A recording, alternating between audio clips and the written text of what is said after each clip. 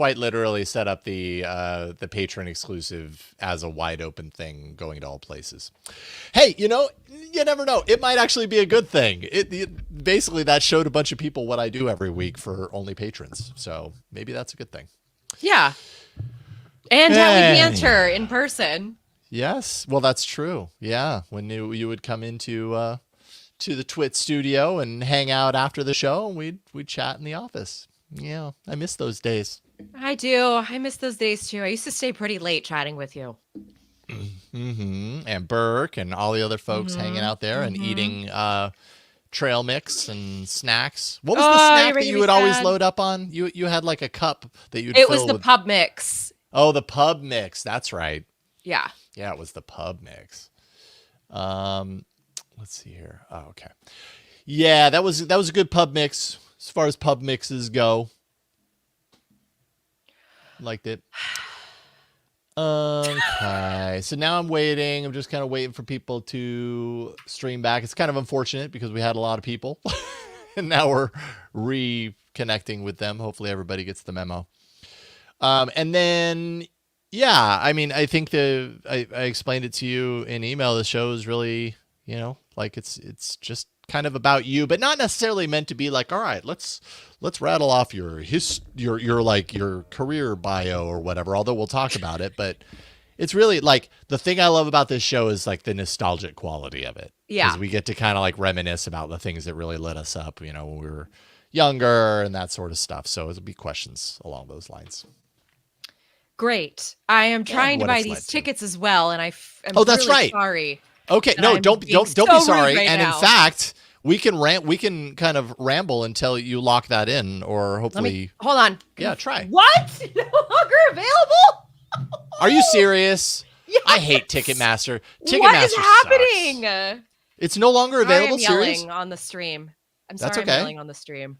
I feel your pain. I hate Ticketmaster. I hate it. How is a show no longer available 1 minute after it went on sale? If that is true, there's something ridiculous. Broken. Yeah, that's stupid. I hate that. Oh my goodness, that is so gracious. Lame. That is so lame. I'm sorry. Wow, really? And you try again and it gives you the same error? Yeah. That is so stupid.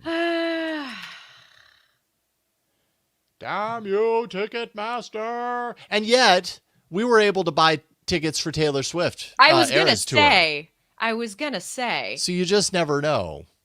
I was going to say. Yeah, Sky Vision El Daddy.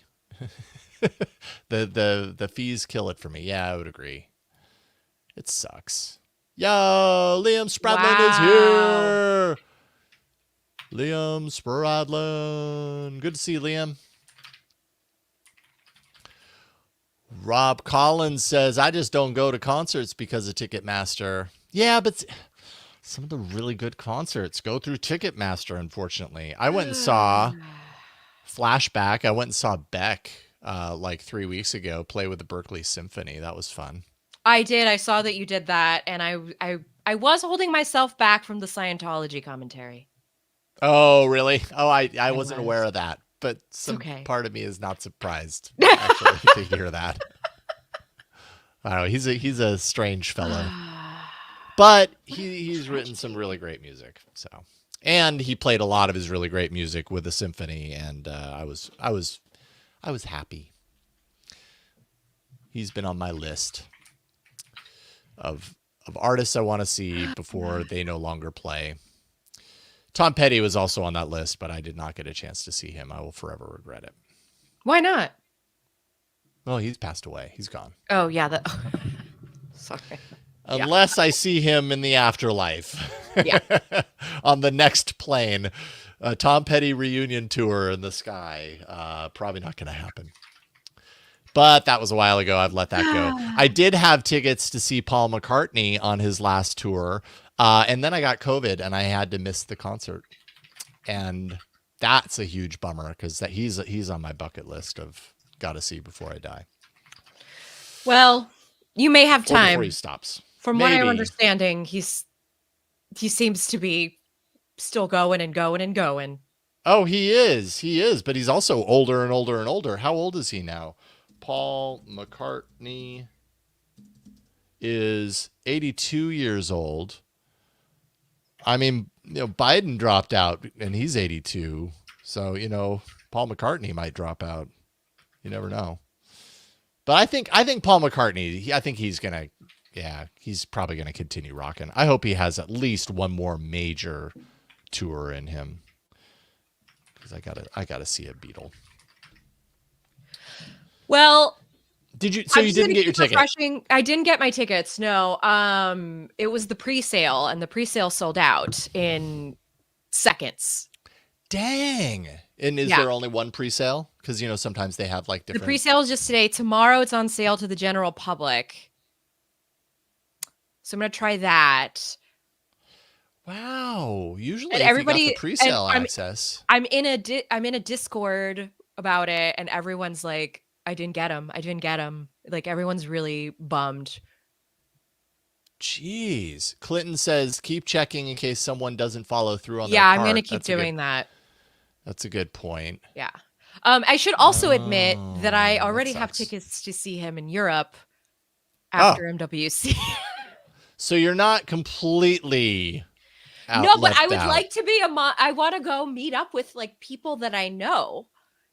From this community that I've joined over the summer. So Anyway, I'm so sorry to delay your podcast for this. That's okay.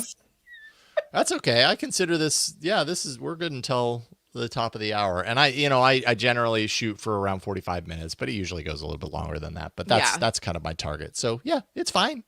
I'm just I get it. Believe me, I'm a music lover. I totally get it. If those tickets are going on sale, I'd be focused on it too.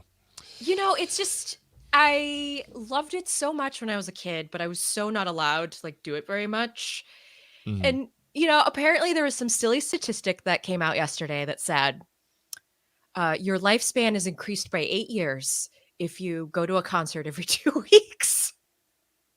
Oh, that's funny. This was like some random person posted this on Instagram as sort of like a justification for why they are always going to concerts. So, yeah. Studies show people who go to concerts live a little longer.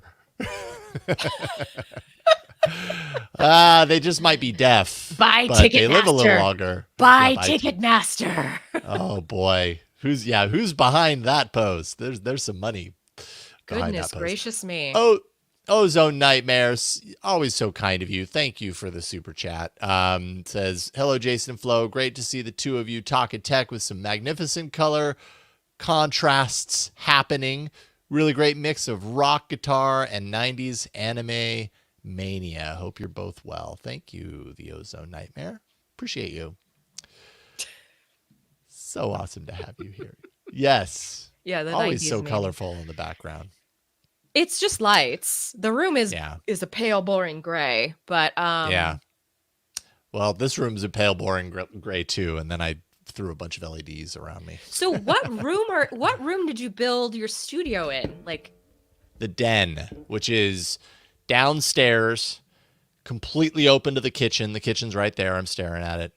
On the behind the camera is a door that goes out to the garage, which is where my wife normally works. She's working in SF today.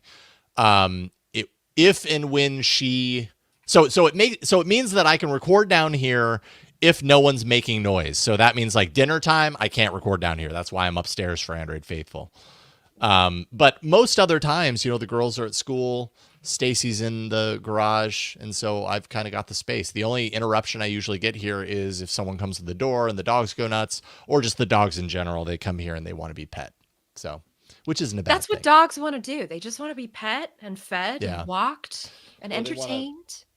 Or they want to get under my desk and lay at my feet. And one of them is 100 pounds, so that's not a small amount of space. It's I'm tall and hardly fit into places as it is, Bronson. I can't fit here anymore. Anyways, we should probably start this because we're running out of time. We are. Although I love pre-show banter. It's sometimes it's my favorite part of doing a podcast. Okay, so I am going to remove you from the StreamYard stage. Yes. When we are all done, have you used StreamYard before? Yeah. Yeah. Okay. All Yeah. right. Oh, that's right. For Android faithful. Okay. So don't disconnect when we're done. I'm going to end the stream, and then that's going to finish the upload, and I'll have everything that I need. Yep. So, with that being said, I'm trying something a little new today. It may work, it may not, but forgive me if it doesn't, but I think it will. So I'm going to remove you from the stage. I can no longer hear you. I am going to scroll down here and try something new. So everybody stand by. We're going to start this episode of the Techsploder podcast.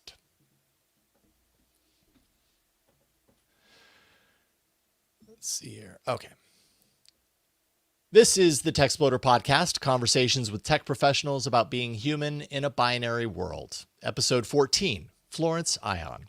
Techsploder is made possible by the financial support of our patrons, like Kevin Silverman, our newest patron. Kevin, good to have you here. If you like what you hear, head on over to patreon.com/Jason Howell to support the show directly. And thank you for making independent podcasting possible.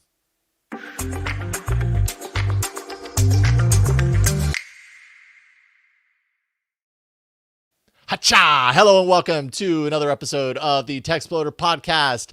I am Jason Howell, your weekly host of this show, where I like to sit down with my friends in technology and talk about I've been pitching it to people as their tech origin story. It's almost like we're all like superheroes in the world of tech. And what is our origin story? How did we get here? That's what I like to dive into with the Techsploder podcast. Good to have you here. Good to introduce today's guest, and I have a little bit of a bio, so be patient, Flo. Florence Ion is a technology journalist, podcaster based in the San Francisco Bay Area. She currently serves as a writer for Gizmodo. You cover a range of tech topics: Android, smart home devices, laptops, mechanical keyboards. She has contributed to publications like Ars Technica, PC World, Android Central over the past decade. Flo was also one of my co-hosts on the All About Android podcast at Twit and continues to podcast weekly with material on Relay FM. Oh, and she loves Tamagotchi, Pokemon, and 90210. All the essentials. Man, you just covered me from top to bottom. Boom. There we go. Yeah. Perfect. Got to give you a grand entrance. You're a special person. Thank you. I know. Oh, well, I mean, thank you for calling me a special person, is what I meant. You can know that. I know. You can know that you're special. You deserve it. How you doing, Flo? It's good to see you. I'm a little flustered, because before we started recording, I was trying to buy tickets. I know. And to a Gabber concert. Yeah, it's just very frustrating to think about the worlds we live in and how everything is just monopolized by one entity and that there's not much choice, Ticketmaster. Yeah. Are you talking about Ticketmaster, the I'm talking one about Ticketmaster, but it could be applied to, Android many other versus things. Apple. Yeah, that's versus true. Et cetera. So that's I'm true. trying to make the link. Yeah. I hate Ticketmaster. That's all I'm going to say about that. Ticketmaster has rarely been like a shining light in my life. You know what I mean? Like, the good news is Ticketmaster introduces you to opportunities to see bands you want to see. And everything else is bad news. It's expensive. It's difficult to secure the tickets. It's, if you need to get a refund, that's a pain in the butt. It's just a whole bunch of things. And they're not good with data privacy. So anyways, Ticketmaster. Blech. That's my... But it's not... What? You're not... Technology. You're... Technology. Well, Flo, it's great to get you here. Techsploder is kind of my opportunity to invite my friends to talk a little bit about themselves. And, like I tell everyone that I invite on, it's a no homework type of podcast. We just kind of have a little bit of a conversation about what led you to what you do. And as I said in your bio, you do a lot of things. You're very involved in writing, in podcasting and everything. And I just kind of want to, have the opportunity to talk about how you got there. First of all, what was your very first opportunity in tech? Like, from a professional perspective, like, what was the door that opened for you, or that you walked through, that kind of led you to where you are now? That would be my internship at MacLife Magazine. Rest in peace. Mac back in Life. the Okay. day. I did start in magazines, which is something that used to exist back in the 2000s. This is the pre-2010s, What, pre-iPad. Florence? What is a magazine? So, okay, were you writing for MacLife at that time, or were you I doing editing, or? so I had an internship where I was just like an editorial intern. So I was coming into the office and just doing very basic admin and things like that. And then I finally got the opportunity to write an article. I think it was they had somebody reached out from a PR team about some artist that was using their Mac. It was always like one of those stories back in the day. There were always stories around Okay. how creators and the creators of then were using Apple products to make things, and that was something that Apple's Creatives. always Yeah. Okay. creatives. That's what they were back in Because 2009. back then they weren't. Yeah, we didn't have this blanket terminology of, oh, you create creative things. You're a Yeah, creator. Yeah. yeah. So I ended up interviewing this person and writing a little story. I got paid $250 for it. Kashing. It's a 500-word article. $250 for 500 words. That sounds pretty good, actually. That was actually pretty good for an intern who had never written anything for a publication before. I did I Yeah. I was 4 years into the journalism program. It took me 5 years to graduate, but that was because of how hard it is to get classes, blah, blah, blah. hmm It's hard working and going to school at the same time, so everyone have grace for people who did not finish in 4 years, okay? Yeah. I don't judge as far as No, I that's know, I concerned. just wanna put it I'm a, out I, there. yeah, I think it's an accomplishment to Yeah, finish and to complete, however you get there. Absolutely. yeah. Mhm. Well, so after that So opportunity sorry, I went to no, another no, no. I was just magazine. gonna say. So that article. I'm curious about the article. Is that online anywhere? Like, is this, or was it? No, you've never been able to find it. Do you have it like saved off to the side? Not that you need to look at it now, but like that was like your Maybe in a first. box? It's almost like you frame that because like that was my first. Even though you probably read it now and you'd probably cringe at the writing, because you've come a long way over the years. But that would seem to me to be the kind of thing that like that's where it all started right there on the wall. Well, it's probably on a PDF somewhere on the far internet because back then the way that you would pirate magazines is somebody would scan it in its Scan it to entirety, PDF. yeah, Mm-hmm. and put it on the web. So I remember that I was able to find it. The thing I kick myself for is that I didn't save many physical magazines. I saved the PC Gamers where I had my name in the byline or in the masthead, uh, because I have an ex-boyfriend that was like really into PC Gamer and I wanted solid receipts that I had done this. see, see, Yeah.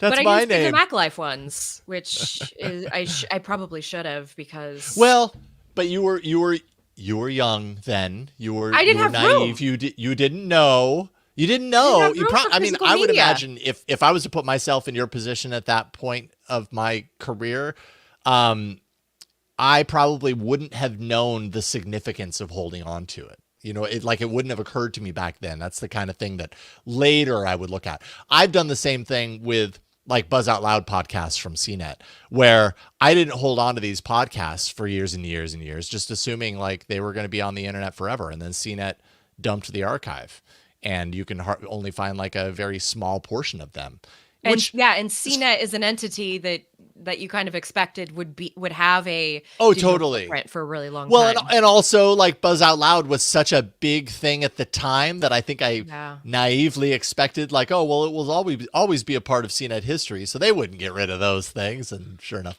they did I because know. storage is expensive, I you know. know.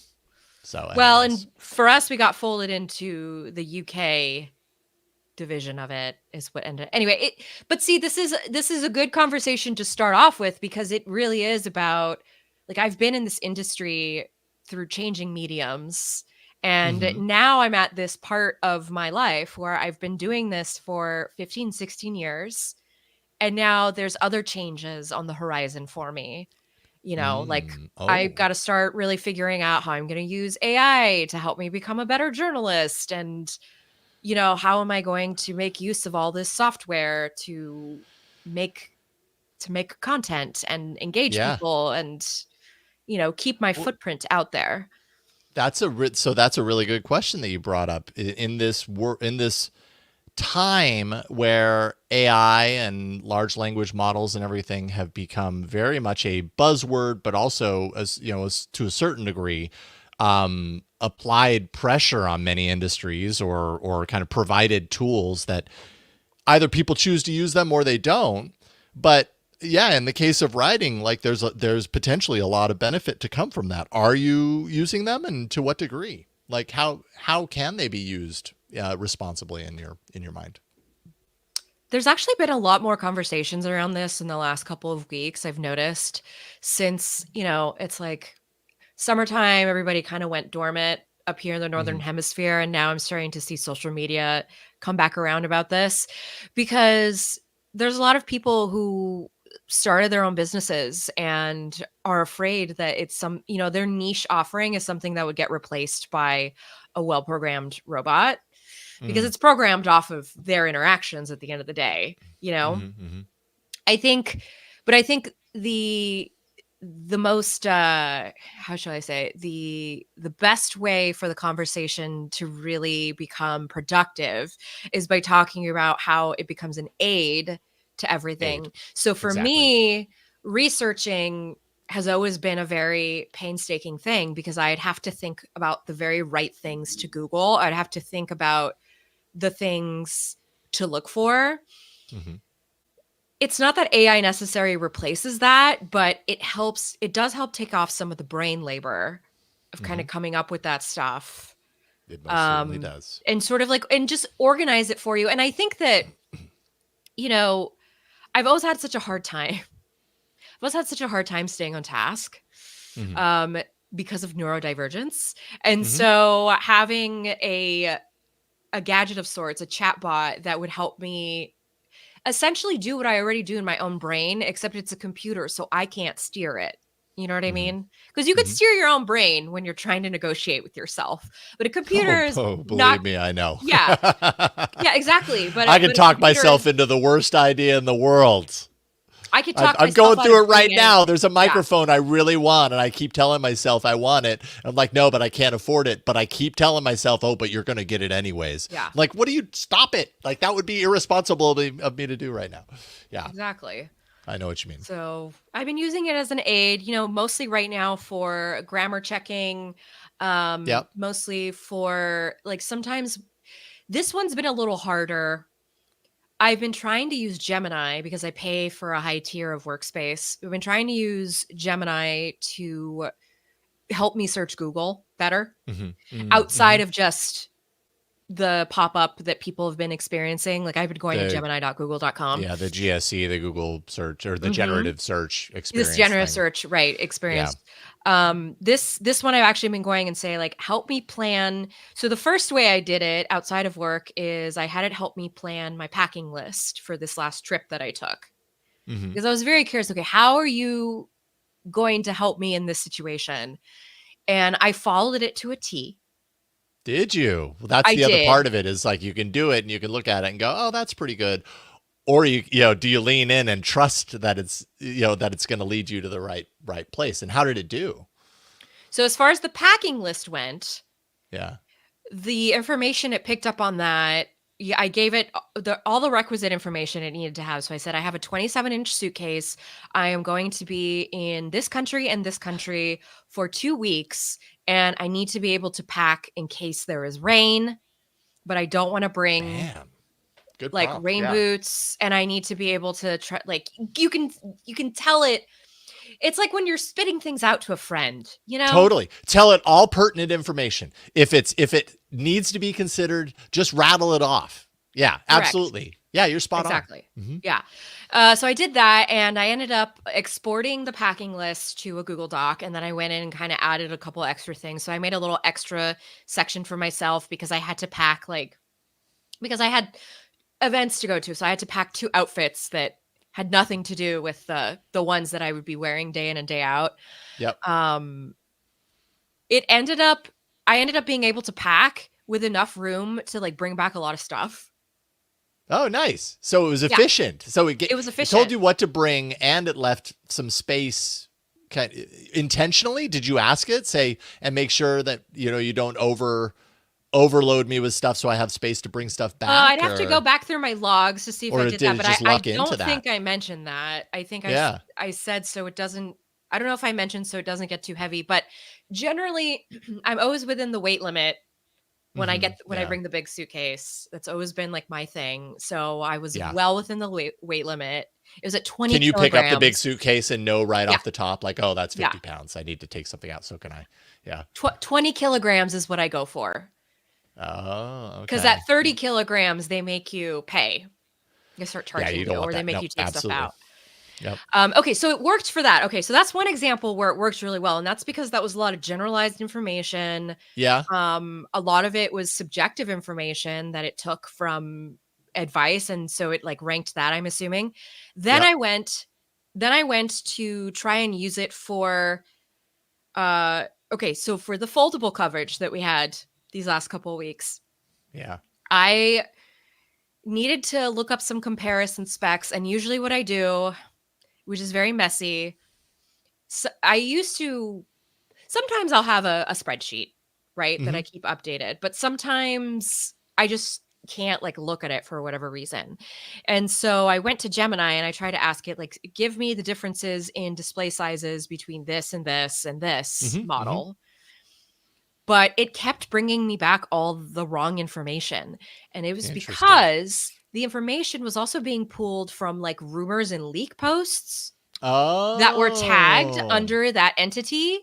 yeah. So when I was looking for like Pixel Fold information, it was still grabbing information from like old Pixel Fold leaks that had come out, before the phone was announced last Because those June. articles are still out there. It's not like once the phone is out, Exactly.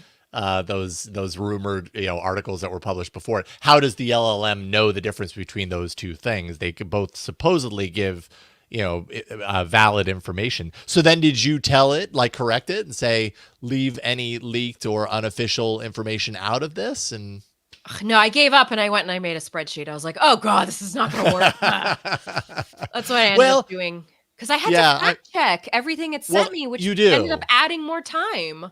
You do have to fact check. Yeah. So yeah, I find in my experience that, yeah, that it's great for like a starting point, like building a skeleton or a skeletal structure of something. It's great for. Correct. And then filling in the actual information is stuff that I either have to fact check or I have to bring in. If I'm completely honest, I used Perplexity to help build out the bio that I read for you at the top of the episode. However, that's what I used to collect the information, and then I Interesting. wrote it in my voice. You know what I mean? And I made sure that it was accurate. But yeah, these tools can be really great given like they have limits. Like you can't fully trust what you're given. You really do have to scrutinize it. Otherwise, you'll end up in an uncomfortable situation. But it's a time. It can be a very, very big time saver. It definitely is for me. Well, I'm trying to figure out more ways to use it. I've already talked about on my podcast material.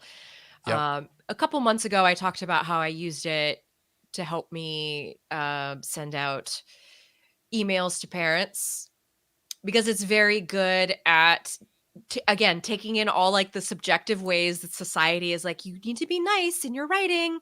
And then, applying that because otherwise I will put emotion into what I'm writing, even when I don't mean to. Right. So Or sometimes like I'm very verbose in my writings, and I'll say all this and say all this, and I might run it through and say, all right, here's my email. Keep it in my voice, like don't add anything in that doesn't sound Mhm. like me based on what you're seeing here, but refine this for me because I don't or remove the references to me out of it. I want this to be or to you and make it more to them or everyone. You know what I mean? Things like that it can do Yeah. really well with. Yeah. Yeah. Interesting. Well, that's our AI portion. We don't have to spend the whole time talking about AI because I certainly could. This stuff is really fascinating to me. What computer did you cut your teeth on when you were younger? Like, did Macintosh you have Performa 460. Macintosh Performa Performa 460. 460. I got to take a look at this one. Let's see here. Do we have a wiki? I'm trying to. Okay, I'm gonna drop everymac.com. the Every Mac link in YouTube. Oh yeah, You can do that's what that. I just came up Okay. with as well. Sorry, I'm vamping while I get my screen share going here. Add. Okay, so it was this little dilly bob. It's so tiny. Right. So that was the Performa itself, right? Like a Mac Mini situation, and then it Yeah, had a yeah. monitor that sat on top of it. Oh wow, I remember Yeah. those. I haven't thought about Mhm. those in a while. 460 features 33 megahertz processor, 68030, 4 megs of RAM. Oh boy. Can you believe 4 it? How megs far of we've I come? know. Oof. Isn't that crazy? That is so crazy. And an 80 Ugh. megabyte hard drive, which probably was massive at the time, probably felt like so much space. That was I still had to use 1993. floppies because I didn't want my parents snooping in on my files. So you wanted to be able to remove them and put them Yeah. in their own hiding place, Yeah, that's what far I away from did. I had prying I parents. had little floppy disks for everything. Like, Right on. Was that like the family computer? The family got it and everybody kind of had time. it Okay, so was. that makes sense that you'd have all of your stuff on a floppy and this is your Mhm. personalization that you bring to it. Mhm. Mhm. That's neat. What were Yeah. some of the things that you did on I mean it was manufactured in 93. Is that when you had it? Because this is like if not We pre-internet, right when the internet was starting to kind of really I think. become a thing that was, aware. People were more aware of the internet in 93, but it was still early. We got it at the end of 93 because in 94 I was in 3rd grade and I was doing all of my essays on the computer. So Mm. some kids were still writing, like, handwriting their essays, but I was like, "Well, I have a computer, so I'm going to print it out," because we had a printer as well. Yes, of The course. Style Writer. Style Uh-huh. Writer 2, I believe, was the Apple printer that was paired with it. And it was a big part of, like, 94 was a big year in terms of tech pop culture. The movies during that year were getting more visually interesting. They were just doing more households were getting computers, more schools had computers or at least a computer lab. So more people were getting Mm. access to this kind of thing. And it felt like that's when it really started to kind of normalize among, yeah, there it is, the Style Writer. Let Funny me enough, the enlarge HP it. that I have right now kind of looks like that, the way the little tray comes out. Yeah. Wow, that takes up some space. It But I do did. remember that printer.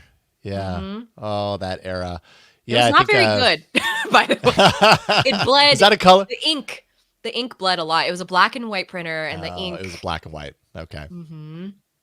I remember the Wow. ink would bleed a lot when I was turning in those assignments. I would touch the type a little too early and then smear it, and so I Yes. I have a lot of smeared assignments, Oh well, at least it wasn't, hard to read handwriting in cursive, and the teacher probably appreciated it regardless. which they don't And make you were children do anymore, so cursive. It depends on the school. Some schools, still stick to it as like an early, like my stick it to daughters. the They went to a man. Montessori. Write cursive.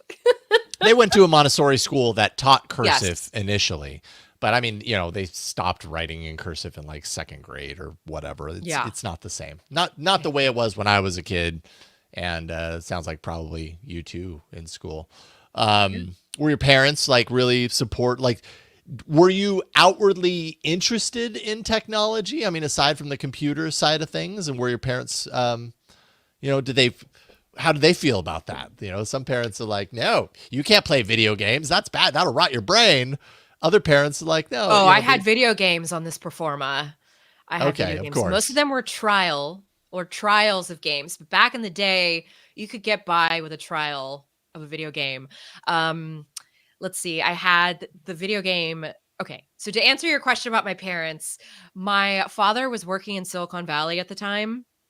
He was working in like the clean room labs, Yeah. literally making wafers. Oh And wow. Okay. yes. I And wasn't aware of that. do you remember in the 90s there was a very big thing about take your daughter to work day? I mean, I remember that being a thing. Yeah, I don't remember Yes. specific to the 90s, but yeah.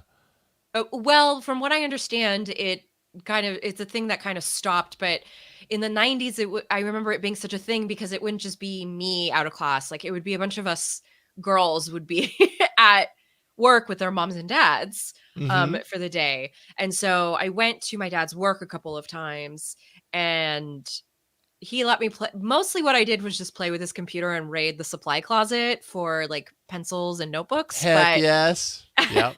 but I did get to go into the clean room and we always had computers around. And I think it's because my parents, so my dad is like at the cusp of um, boomer Gen X, and then my mom is Gen X. So I had Mm-hmm. very young parents. And I think that because they were kind of young enough to be interested in adopting this, to have seen it kind of becoming a thing. I think Mm-hmm. that's why our household had an own it, had a focus on getting this stuff in. I mean, my first computer experience was actually an Apple laptop. I do not remember which one it was. I remember it had the roller ball embedded into the Mm. chassis. That was my dad's Yes. work computer. And Interesting. it Oh my goodness. Those things yes, were chunky. Those things they were, were. yeah, But they massive. But at played the Wheel of time, not Fortune. massive. Yeah. Yeah, I mean they were that was a big deal, but only in retrospect does it feel chunky. At the time, what was that compared to? That was compared to a A massive, typewriter.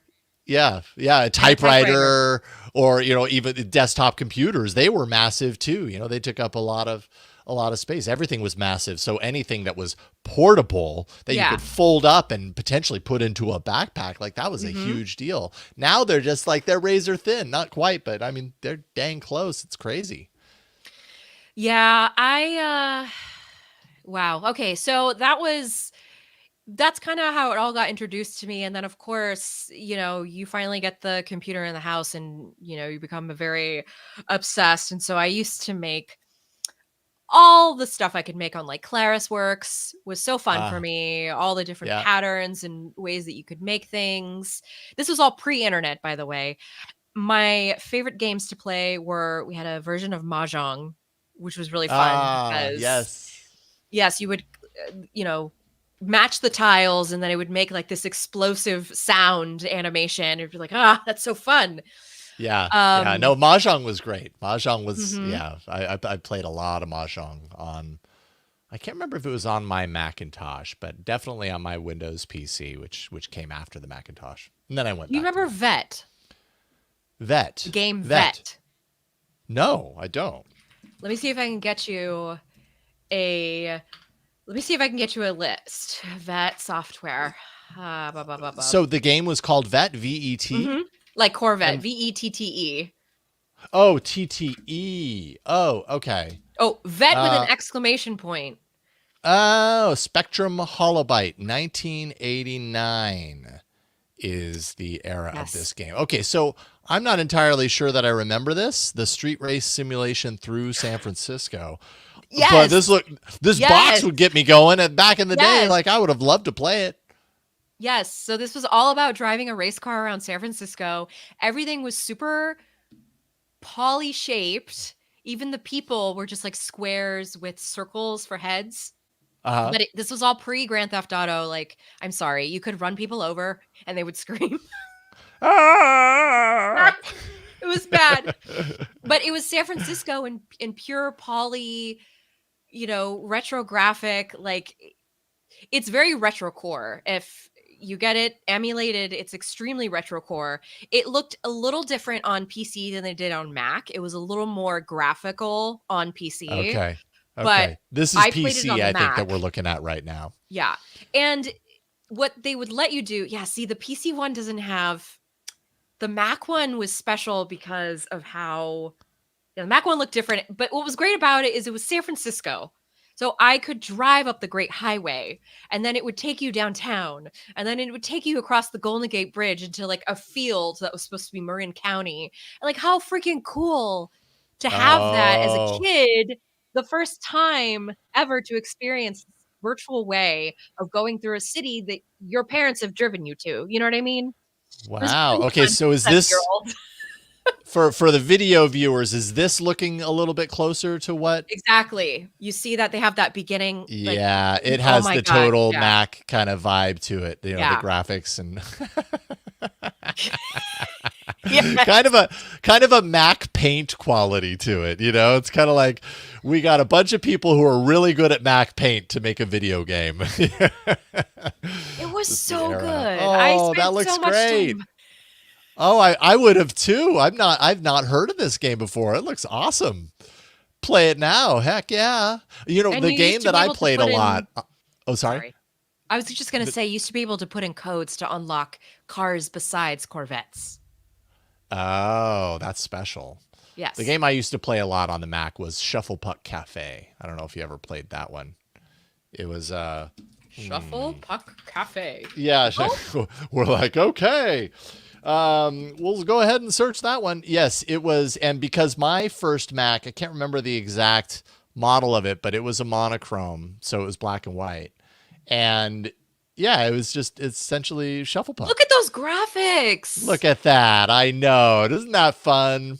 I had so much fun playing this game. I loved that Mac. Did I you ever used that play Mac shuffleboard for in real life, like from what you no. learned from here? Oh, Well, I mean, I don't know if it applied to this, but you go to an table hockey. arcade and they usually have something like this, so I'm sure that they did. But yeah, I played this a lot.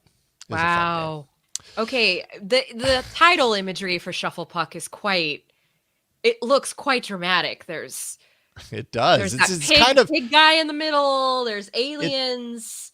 It's kind of yeah. It's kind of like a Star Wars, or sorry, Star Yeah, Wars Cantina sort of yeah, quality yeah, to it. That's really what it was meant to be, yeah.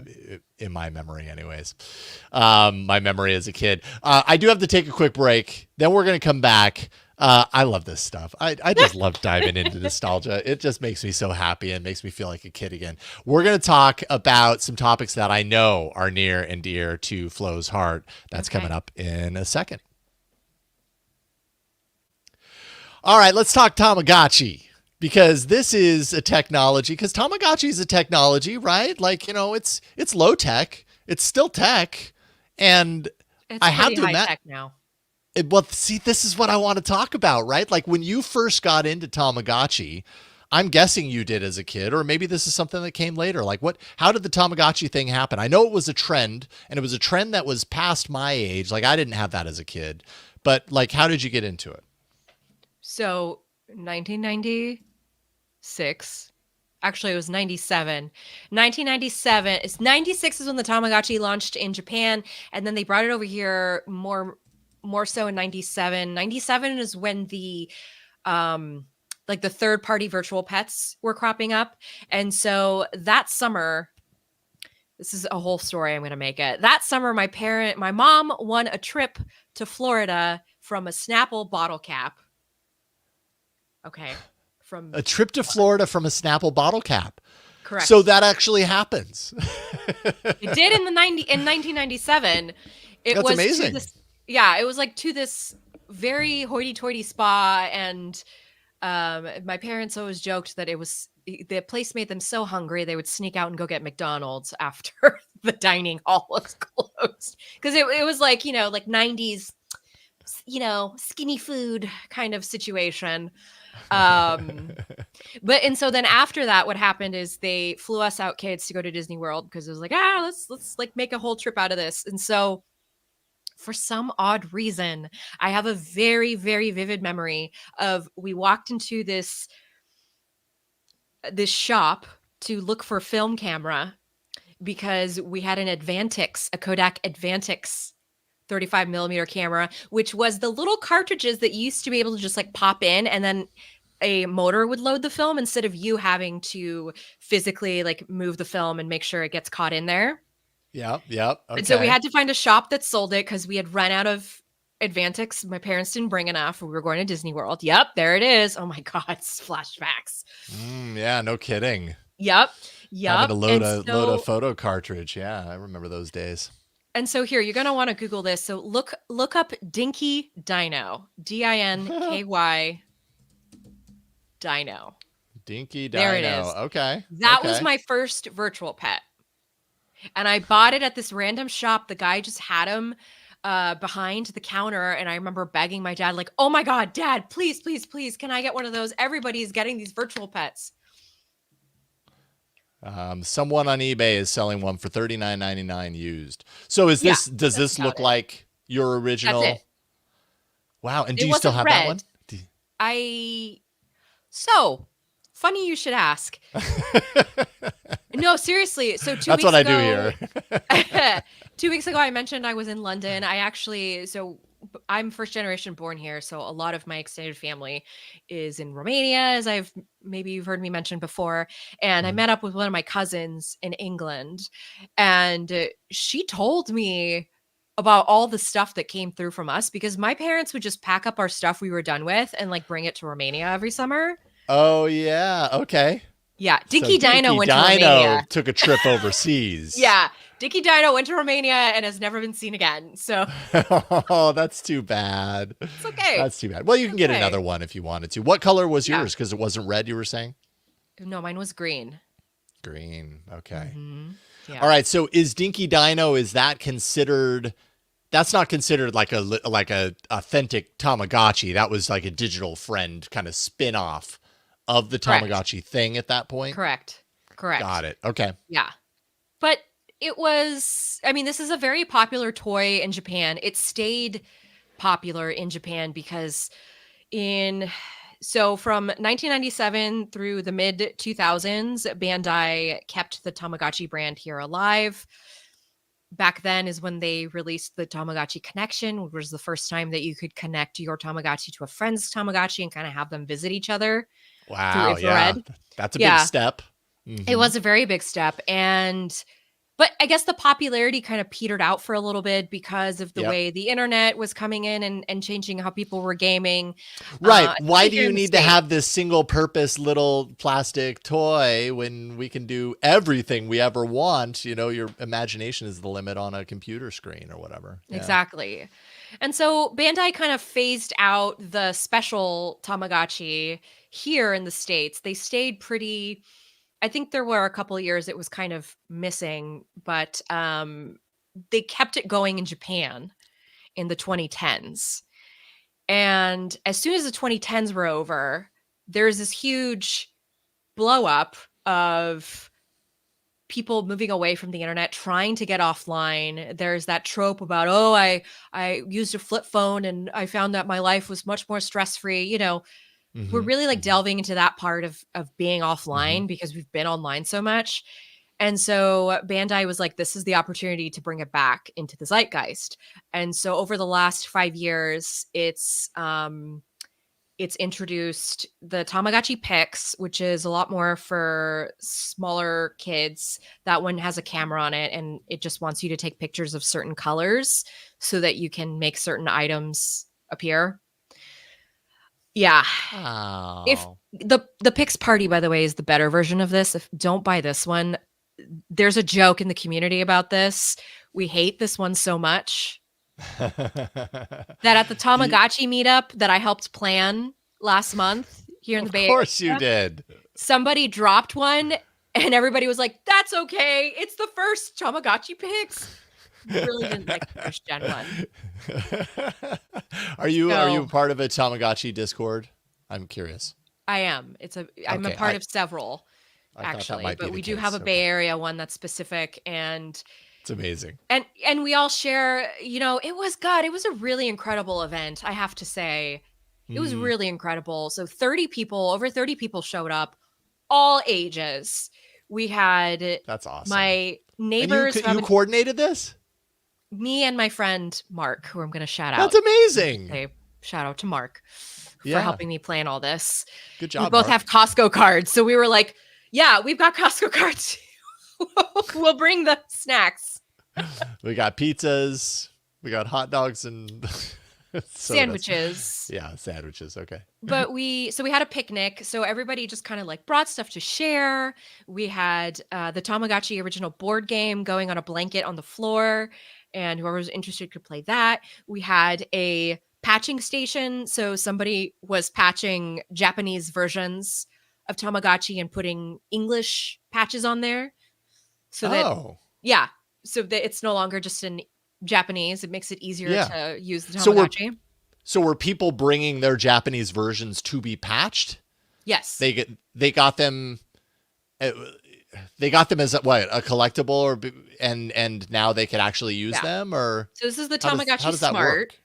So this one, it's a little dirty. Sorry. So this one came out in Japan in 2021, 22. And it's not on right now because I haven't charged it, but I will show you how the patch was able to be done. So they take these little Tama smart cards that are sold overseas. And so the person just essentially spoofed the patch onto this connection and was just going around and plugging it in and resetting the firmware and getting the English patch put in that way. So that's what was happening at the Tamagotchi. That's awesome. That's awesome. That's so cool. The other thing people were doing, I'm going to give you some visuals here. So this is the new Tamagotchi connection. This one came out a couple of weeks ago, and it is the reprise of the 2005, 2006 release, because they saw like these got very expensive on the aftermarket. So the original ones of these cost as high as like $200-$300, depending on the rarity. But what you can apparently do is you can unscrew the chassis, take off the top, and actually put a different background. You see how there's like a little background on there? Yes. Yeah. Like sometimes they have that kind of like 4, 5. So somebody had brought holographic different backings to put on people's Tamagotchis. So there was a station where people were unscrewing their Tamagotchis in the 85-degree heat. But somebody amazingly. Yes. That's amazingly nerdy. I love it. There is a group of people, and they were all there, that were like, this is the right place for me to be right now. Yes. Like, I love Tamagotchi. I want to hack it. I want to put my own desktop or my own, background wallpaper on these things. That's amazing. Good job. Yeah. Are you going to do it again next year? Like have a second annual sort of thing? Or in October. We're doing one every season. Oh, wow. Okay. Yeah. Oh, and I have to tell you, there's other locations that have been started. So there's like a Toronto Tamagotchi group, and there's a Las Vegas Tamagotchi group, and there's a SoCal Tamagotchi group, and there's a London Tamagotchi group. And so we're all meeting with each other on social media because our world is so small anyway on the internet. Yeah. Yeah. Everybody, like, that's how I met Mark, my friend. I met him through the Tamagotchi subreddit. And when I saw a comment he left about being from the Bay Area, I sent him a DM and was like, will you be my friend? I'm in the Bay Area too. Nobody does Tamagotchi with me here. So, that's awesome. So I found friends. And like I said, it ranges in ages. I mean, we've got like, I got my 8-year-old neighbor into Tamagotchi. And his mom is borrowing one of my other Tamagotchi units so that they could kind of play together when I'm not there. There were some elderly folk that showed up, and it was just really nice. It was just really nice. And the power of the internet kind of validated to me, because these people could have been anybody, but we just all had the shared love of this thing, and we all just happened to be in the same region. It was beautiful. Yep. It was really beautiful. Awesome. Yeah. Oh, I love it. That's so cool. So Tamagotchi, and probably related to this, but I know that you're big into Pokemon for similar reasons, or like, you know what I mean? Like, I realize they're totally different, but there's something very similar between these things, about these like digital pets or kind of animals with their own personalities, and the trading aspect, I guess, is similar between these two. How do you connect those two? I'm actually not so much into the trading part of it. I do have a deck, and I do have trading. I do know how to play the trading card game. I actually used to play it like very seriously for strategy. But lately, the Pokemon thing, it's kind of like in our household. Okay, so you know how some households are Disney households? We're a Pokemon household. Got it. Okay. It's just something we all super enjoy. It's a really cute thing to have around the house. Every year Yeah. I buy a new Pokemon Christmas decoration because they will have special annual ones that they put out. And Love so it. that's my That's great. version of the Christmas village. Yep. Yep. It's just a fun way for us in the house to keep our inner child alive. It's a fun thing to share with the kid. Everybody has their favorite Pokemon in the house. We Right. go out for Pokemon Go walks. Um, Yeah. So you're still playing Pokemon Go. That yes, would be yes, the technology angle. Okay, so I have a question about that. yeah, Because Pokemon, as you just said, is a universe in and of itself. You could be correct. all in on Star Wars or Disney or whatever. Pokemon is a universe that was definitely not part of my experience growing up. It came later than my childhood, so I've not bought into the universe, but I get it. Like, people are just really, really into it. So it has its own universe, and Pokemon Go is probably the closest, or you can correct me if I'm wrong, seems to be the closest kind of real world example of the magic of Pokemon, the thing that everybody who loves Pokemon connects to. Um, is that the mecha experience for Pokemon users, or could you envision something being better than that, and what would that look like? Oh, I Would it never be had like a somebody ask this wearable, nice question. like, you know what I mean, like a wearable that has all of this stuff, so you don't need to use your phone anymore? Would that be an even better version of Pokemon if it was done right, or is Pokemon Go kind of like a really great kind of real world example of the magic of Pokemon? Okay, so I think the big one right now. Okay, so there are all these different ways to be in the Pokemon world. You can Mm-hmm. play the card game, you can play the original games, you can play the new games on the Switch, or you can Right. play the games that are on mobile, right? So there's kind of like Mm-hmm. that's the spectrum of how to get into it. Or you could just Mm-hmm. be the anime watcher if that's all you want. Um, I pay for something called Pokemon Home, and Oh, I think I've Pokemon heard of that. Home is a cloud storage database for your Pokemon. It is not integrated into every single Pokemon franchise available, but currently it works with Pokemon Go and yes, and most of the Switch games. I am still paying for this. Like it's $15 a year and I'm paying it Oh. just to like keep it going, but I'm really struggling to get the use from it. Mm-hmm. And so Mm-hmm. I would like to see more done in this realm where, like somebody kind of mentioned in the comments, the phone should be the Pokédex. Like, I want the Mm. exact situation that's in the anime to be in the real fake world. It could be hard to do because Niantic is its own thing with Pokemon Go, Yeah. but Right. Pokemon, the Pokemon company has such a tight leash on its IP and anybody who does anything with it that it would behoove them to just create some sort of universal yeah, go just I want them to fully lean into the cosplay. Just like Mm. fully lean in. Let me pretend that this is real. I want it to feel as real as the movie Detective Pikachu did.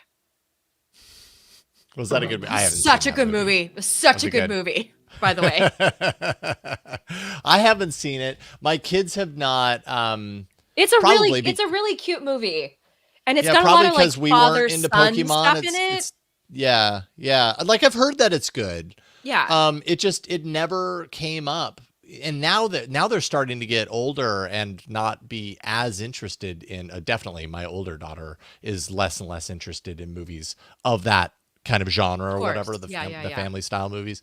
Savannah might be, but we aren't a Pokemon household, so it's not something that Right. we've introduced them to And really. I went for my We have 33rd with birthday. Tamagotchi, but not Pokemon. So what's that? I went for my 33rd birthday to see because the movie debuted on my birthday. Oh yes, It was the same yours. day I interviewed Hiroshi Lockheimer. Dang, that was a big day. It was a big day. I That interviewed was a big day. Hiroshi. He gave me a really nice wooden android, and then I had a Pikachu themed dinner, and then we went and watched Detective Pikachu. And it was your birthday.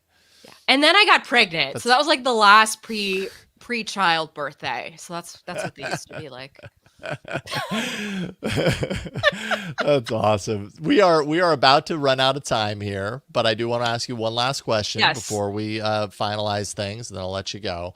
If technology didn't exist, if there was, if this idea of Florence Ion has lived a life where she is connected and dialed into the technology world so much so that it led her to do all these things in her life. If we were in an alternate university and universe and technology didn't exist, who would adult Flo be? Like, what would be your thing? Is there another passion outside of technology that you're like, you know what, that's what I would be doing right now? I would just have gone more fully into the writing part of me. Writing about something else. Just write. I just love writing, which is why I was like, let me just become a journalist, because I just want to write stuff about stuff. Yeah. And I think I would have felt maybe more brave to do like a fiction situation and like actually make up stories. Oh, okay. Yeah. Versus technology kind of gave me something to focus on. Yeah. With the writing. And so that's why it kind of became like a a paired situation with the writing and the internet, Yeah. That's why I'm a blogger now. Do you think you'll ever would you ever be interested in like writing a book, something like that? Yes. I've been, you should. The zine that I mentioned in the pre-show. That's right. Was supposed to be, it's supposed to be part of like the creative endeavors that are supposed to eventually lead me there. And I also love that we're in this era now where it doesn't matter how old you are. Everybody's pursuing their dreams and passions. So yeah. There's still time. Good. Yeah. There's always time. Yeah. Right on. Florence Ion, I adore you. You're a wonderful human being, and I have had the opportunity to podcast with you for so many years. It turns out, we had kind of like a rotating seat on All About Android. You, Gina Trapani, Eileen Rivera, and then Win. Right at the tail end of All About Android. But you were the longest in that seat. You held the seat the longest of any of the others that came before or after you. And you're just wonderful. Thank you guys. You're awesome. Thank you guys. I love you all so much. Thank you for being here. People can follow your writing on Gizmodo, of course. They can follow your podcasting with Andy Anatko on the Material Podcast, Relay FM. Any other things you want to throw out there before we're done? Oh, that Flo everywhere on socials, wherever you want to follow me. So just don't talk to me on X. Well, are you even there? I am, but basis? Yeah. Just in case someone needs to reach me, because the whole professional network thing. Yeah, I hear you. Well, thank you, Flo. I hope you get those tickets, and good luck on your fanzine. Thank you. And I can't wait to read it. All right, we'll talk to you later, Flo. All right. Big thank you to Florence Ion. She is wonderful. So happy we had the chance to talk with her today. So I hope you learned a little thing, something or two about Tamagotchi and maybe even Pokemon and so much more. We do this show based on your support. Without your support, I might not be able to do this show. And I want to continue doing this show, dang it. So if you go to patreon.com/Jason Howell, you can throw your support our way. You get things in return. You get ad-free versions of the Techsploder podcast. You get early access to the videos that I'm producing for the YouTube channel when appropriate. If it's embargoed information or whatever, I have to follow the embargo. But I am posting a lot of those videos at least a day or two early for patrons. You get a Discord community, an exclusive, except for today, I made it, I accidentally opened it up to the public, but it was kind of a good thing because then people got to see it. An exclusive pre-show that only patrons get before the recording of the podcast here, 30 minutes each week, which is a lot of fun. We had a great time today with Flo and pre-show. And we also offer the chance to be an executive producer of this show. We have 4 amazing executive producers: Katie Lake, so wonderful; John Cuny, my good friend; Bill Rudder; Jeffrey Maricini. Y'all support me so much by helping out with the Patreon, and I really appreciate it. Patreon.com/Jason Howell. So Jason Howell, one word. We do this show every Thursday at 10 a.m. Pacific, 1 p.m. Eastern on the Techsploder YouTube channel. And so you can go there. You'll find the live show there. If you subscribe to the podcast, then you don't have to catch the live show if you don't want to. Just make sure you're subscribed, and you'll get that. And wherever you're getting this show, like it, rate it, review it, subscribe wherever you happen to be. I just noticed that the Techsploder podcast is on the top 200 technology podcasts in Apple Podcasts, which I was very happy to see.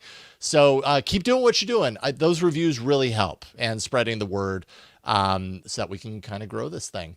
And you can find everything you need to know at techsploder.com. That's the single point online to find all the information you need about this show.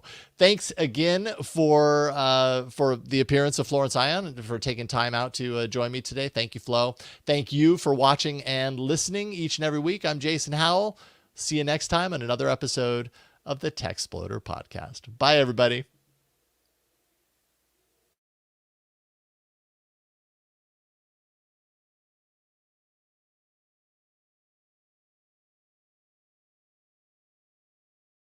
That was count to 10 and scene. There we go. Yay. Whew. So somebody bought me a ticket. Oh, really? So you're going? From the Discord. Somebody from the Discord bought me a ticket. Yay. I'm going to cry. Hooray for online friends. That's amazing. Awesome. You're going to go. And are you going to see them there? Best. Are you going to see them there? Yeah, we're doing a big meetup of the Discord in New York and then in LA. So we're going to, that's going to be. You're so social. I'm so impressed. It's because I got really lonely over the pandemic. And then everybody had kids, Jason. And the people we used to hang out with, like everybody doesn't have time for each other, which is sad. Yeah. But you got to make until time. The kids are like 8, 9, 10. Yeah. Yeah. So you really have to go out of your way to make time. That's a lesson that I continue to struggle with. If left to my own devices, I will continue to not make time and continue barreling through and putting all my time into my family and my work and everything. Exactly. And then the friends thing, kind of drifts away, and I have to recapture that. In fact, I'm meeting up with a friend here in like 25 minutes for coffee. So you got to do it. Good for you. All right. Do it. Go enjoy the coffee. I'm going to go reheat an Indian wrap, and then I have to write a review about this thing. So. Oh, okay. So real quick. Sorry. No. No. You didn't. No, that's okay because the show isn't newsy. But I'm super curious. Like, what do you think? Do you like it? I'm hearing like, That's what I'm hearing. It's like this. I've also got the Ring Con. So like I've got. Yeah, I have a lot to say about this. I see where it's going. Mm-hmm. I see where it's going, but $400 is not there yet. $400 is pricey. I would rather spend $400 on scalped tickets. Okay. Well, $400 is the cost of a pretty reasonable wearable, like a smartwatch that does so many other things. And then you look at the Ring, and it's hard to justify $400 for it, even though its selling point is that it doesn't do those other things, but it's continuous. You know what I mean? It's out of the way and everything. So I get the idea, but 400 seems too much. 250, so maybe.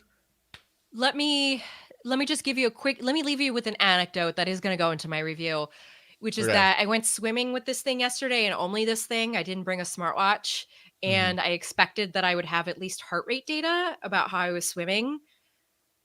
Nope. Nothing. Really? No. Versus when I wear a smartwatch, it's like, oh, you swam this many yards. Oh, it was this, here was your time during each lap kind of thing. Yeah, I didn't get any of that. People would expect for it to do all those things. But it gives me a very precise read on how much I sweat throughout the night. So yeah. Okay. Yeah. That's what I'm thinking too. I'm thinking the Ring would be really good for sleep monitoring. That's one of the things that I would be really curious about because I do want to know more about how I sleep because I know I snore And, I have been diagnosed as a, kind of mid-range, mid-range. I almost sound like I'm a smartphone, sleep apnea. And You're so I an know under these things about myself. $500. Yes. I'm a mid-tier sleep apnea person. Yeah. Anyways. All right. Well, I will let you go. Thank you. So much fun hanging out. I'm happy you're going to the concert, and I miss working with you. Miss working with you too. Should I stay and wait until this is done, or? Oh, that's right. That's right. Yes. I do this every single time. I forget. Everyone watching, thank you. And so much for being here, for watching, for listening, for joining on the exclusive, not so exclusive pre-show. Y'all are awesome. Thank you for your support, and we'll see you next time. I'm going to end the stream now. Bye, everybody.